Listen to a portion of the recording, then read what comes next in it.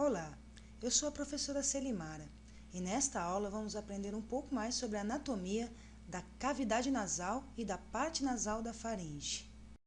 Nós vamos continuar estudando agora as estruturas ósseas que determinam a cavidade nasal. Então, quando a gente olha o crânio na vista anterior, nós observamos esta abertura. Esta abertura ganha o nome de abertura piriforme, tá? Abertura piriforme. Esta abertura piriforme ela demarca o início da cavidade nasal propriamente dita, onde uma série de estruturas vão estar presentes que têm a função de, revestidas de mucosa, aquecer, umidificar e filtrar o ar que vai passar por todas as vias aéreas até chegar aos pulmões.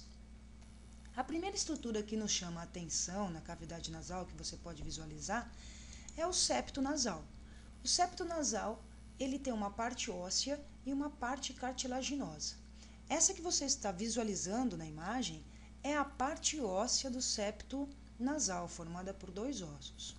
Ela tem uma lâmina perpendicular que separa a cavidade nasal em duas partes, lado direito e lado esquerdo. E uma série de outras estruturas podem ser visualizadas aqui nesta abertura.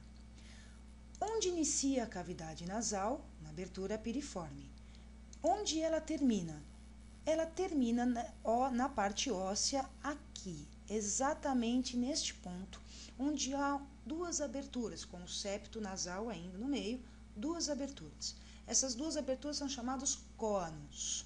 São duas aberturas que delimitam o final, né? A parte posterior da cavidade nasal. Estudando ainda a cavidade nasal, nós vamos tentar fazer um corte para visualizar as estruturas internas desta cavidade nasal. Veja onde é este corte, retiramos e vamos fazer uma vista anterior. Observe, continua aqui o septo nasal, mas nós enxergamos uma série de outras estruturas ao seu redor. A primeira é essa inferior, que é o pálato. Nós temos no pálato duas partes, uma parte óssea e uma parte muscular. Esta parte óssea pertence ao osso maxila, que são esses ossos superiores, e eles delimitam o soalho da cavidade nasal, que também é o teto da cavidade oral.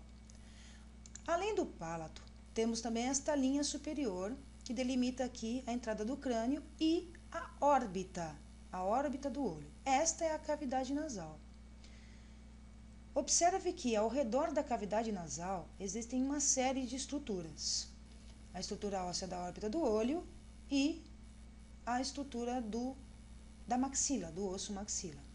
Nesta região interna, entre a órbita do olho e a lâmina perpendicular aqui, que é do osso etimoide, este osso todo é o osso etimoide.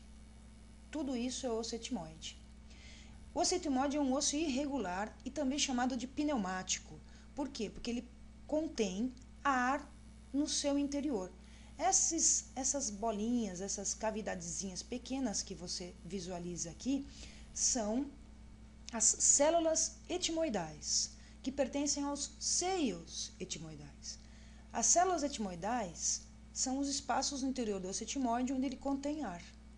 São importantes para a respiração, porque elas participam do processo de aquecimento e umidificação do ar. Estão aqui logo ao seu entorno.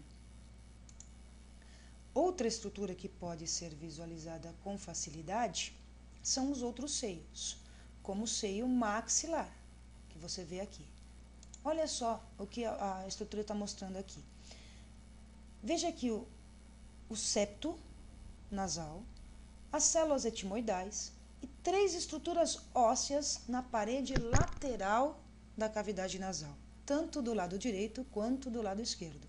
Essas são chamadas conchas nasais. São estruturas ósseas. A concha nasal superior e a concha nasal média pertencem ao osso etimoide. A concha nasal inferior é um osso à parte.